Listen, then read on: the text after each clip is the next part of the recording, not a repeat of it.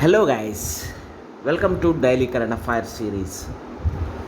Today we will discuss 19th March current affairs.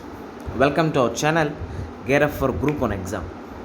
Let us discuss the today's important current affairs. The first one, electoral bonds. Here the name itself defines these bonds are related to elections. These bonds are related to elections. Then why it is in news? Why? Because Chief Justice of India agreed to urgently hear a plea by NGO Association for Democratic Reforms to stay the sale of new set of electoral bonds on April 1st before the assembly elections in crucial states such as West Bengal and as well as Tamil Nadu. Here, in simple words, electoral bond means suppose I want to donate to a money to a I want to donate a money to any political party, either maybe BJP, Congress, or anything. Then I have to buy this type of bonds. Then it will directly go to that political party. Here, this electoral bonds is through public sector banks. Here there is the Finance Act of 2017 introduced the use of electoral bonds which are exempted from the disclosure of under the Representation of People Act, that is RPA Act 1951, opening doors to unchecked unknown funding to the parties. In this, suppose I am donating money to this particular party X and I am donating some money to another party Y called party Y, then that is unaccounted money and as well as unchecked money as well as unknown funding to the parties. Here the amendments have removed the existing cap of 7.5% of the net profit of the past 3 years on a campaign donations by the companies and have legalized anonymous donations also.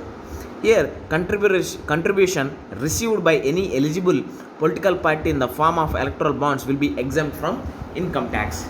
Here, it is exempt from income tax. Here, the Election Commission wide letter dated May 26, 2017 and the RBI letters on 31st 01 2017, 14th 9 2017, 27 09 2017 had objected to electoral bonds and advised against the issuance of electoral bonds as a mode for donation to the political parties. It is this electoral bonds is in a simple words, it is a donation to the political parties. Next one, road transport. Here India will implement global positioning system based GPS based toll collection system and do away with the all toll booths within a year. Here, Union Minister for Road Transport and Highways Nitin Gadkari informed in the Lok Sabha. Here, it is a good move by Road Transport Ministry. Why? Because if you see the toll booths, near toll booths, there is a long this traffic and there is a delay in a emergency situations also. That's why if you use or if you implement this type of GPS based collection, then no need of wait and there is no need to wait in a long line. That's why it is a good move for particularly countries like in India. It means that the toll collection will happen via GPS, that is global positioning system. The money will be collected based on the GPS imaging of the vehicles. He said that 93% of the vehicles were paying using FASTag, a system that facilitates electronic payment of fee at a toll plaza seamlessly, but the remaining 7% had still not adapted despite paying double at the toll. Next one, the Insurance Amendment Bill 2021. Here the Rajya Sabha passed the Insurance Amendment Bill 2021, which increases the maximum foreign investment allowed in an insurance company from 49% to 74%.